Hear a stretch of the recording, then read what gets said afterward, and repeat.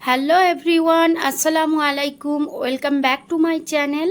আমার এই ছোট্ট চ্যানেল থেকে আরও একটি ভিডিও নিয়ে আপনাদের সামনে চলে এলাম। আমরা সন্ধ্যাবেলা বেরিয়ে পড়েছি বেড়াতে, আর কোথায় যাচ্ছি সেটা আপনারা দেখতে পাবেন ভিডিওর মধ্যে। অবশ্যই ভিডিওটা প্রথম থেকে শেষ পর্যন্ত দেখতে থাকুন। আমরা বেরিয়ে পড়েছি ঢেউসাগর বিচে। আর ঢেউসাগর ওইটা হচ্ছে পার্ক, আর তার পাশে বিচ। দীঘায় এসছি, বিচ তো থাকবেই, বিচ ছাড়া তো দীঘা অসম্পূর্ণ। যেহেতু আমরা গাড়ি নিয়ে গিয়েছিলাম, আমাদের কিন্তু বেড়াতে কোনো অসুবিধা হয়নি। চপ্পল পরতে ভুলে গিয়েছিলাম, হাজব্যান্ড এই চপ্পলটা কিনেছে, একবারও পরেনি, আমি নিয়ে এসেছি। দাও, এটা তুলে দিলাম, আর এইটা পরবো। দাও, ফেলে দাও, ফেলে দাও নিচে। ঢেউসাগরে এসে পৌঁছালাম আমরা।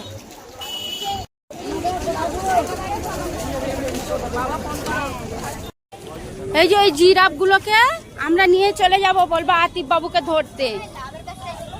আচ্ছা, আসার সময় তুলবো। আতিফ বাবুকে জিরাফ ধরে নিয়ে চলে যাবে। ট্রেনে করে যাবে আতিফ বাবু? চলো না, মিউজিয়াম থেকে বেরোবে। আতিফ বাবু এত কাঁদছে, আর যাওয়া যাবে না ওর জন্য। অনেক কষ্ট করে কিন্তু আতিফ বাবুকে চুপ করানো হলো। আর সামনে যে মিউজিয়ামটা ছিল, ওই মিউজিয়ামটা দেখেই কিন্তু চুপ করেছে। ঢেউসাগরে এত লাইটিং ছিল, জাস্ট ওয়াও লাগছিল। আর এই জায়গাটা এত ভালো লেগেছে, আমি তো একবারে ফটো তুলে নিয়েছি অনেক। ওই ময়ূরের উপরে আতিফ বাবুকে তুলে দেবো। আতিফ বাবু এখন থেমেছে, দেখি মুখটা দেখি আতিফ বাবু, দেখি। আমাকে ওখানে ময়ূর দেখাবে? বাহ, চুপ করেছে। আতিফ বাবু চুপ থাকলে আমরা সবাই চুপ থাকবো।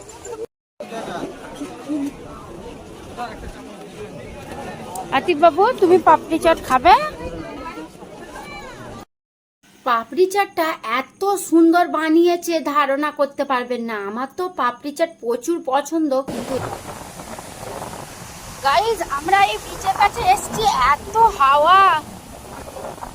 ওই যে আতিফ বাবু বসে আছে, আর ওইখানে ভাবি আর ভাই বসে আছে, আর আকিল বাবা ওই যে গিয়েছে। এত ঢেউ হচ্ছে বাবারি, ঠান্ডায় উড়িয়ে নিচ্ছে আমাদের, ঠান্ডা হাওয়ায় উড়িয়ে নিচ্ছে, এত ঠান্ডা। কি খাচ্ছ আতিফ? এটা কি বলো তো দেখি। সাকিল। গাইজ, অনেকক্ষণ বসেছিলাম, তারপরে এই যে এবার বেরিয়ে পড়বো। আকিল, না না, চলো চলো। পুরো 9টা বাজে, আর আমরা এখন বেরিয়ে পড়ছি। আতিফ বাবু এখন গাড়ি দেখেছে, গাড়ি কিনবে বলছে। দেখাই যাক ওকে কি কিনে দেওয়া হয় কি না হয়। এই আতিফ, আতিফ দেখি মুখটা দেখি না। খুব মজা লাগছে, হ্যাঁ? ভালোই লাগছে না? হাঁটতে হচ্ছে না? আকিল দেখো আতিফ বাবুকে,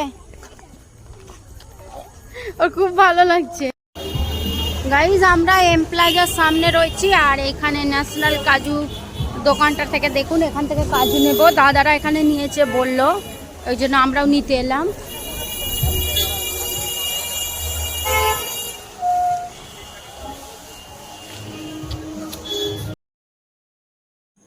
আমরা ওখান থেকে বেরিয়ে কয়েকটা জিনিস কেনাকাটা করব বলে এখানে চলে এসেছি।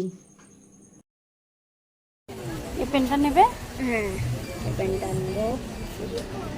দেখো লেখা যাচ্ছে কি, দেখো। গাড়ি পছন্দ হলো আতিফ? এইখানে জিনিসের প্রচুর দাম, এর থেকে বরং মেলায় অনেক কম দাম।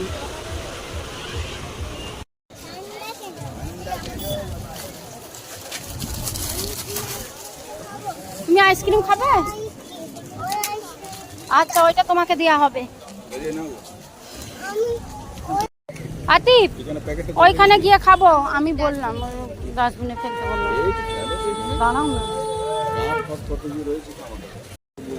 আতিফ, চলো ওইদিকে গিয়ে খাবো। একটা মাওয়া আছে, আর একটা কি আছে কি জানি। এটা খেয়ে দেখো।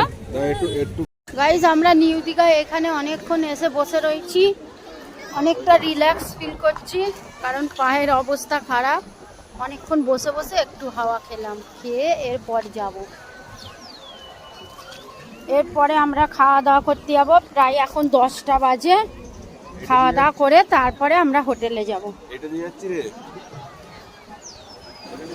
গাইজ এখানে হাজবেন্ড কিন্তু পমফ্রেট মাছ খাবে বলে ভাবছিল, কিন্তু এখানে কাঁকড়া অক্টোপাস সব একই তেলে ভাজে। আমার তো দেখে গাটা গুলিয়ে গেল। আমি সাথে সাথে এখান থেকে খালি ভিডিও ক্লিপটা তুলে চলে এলাম।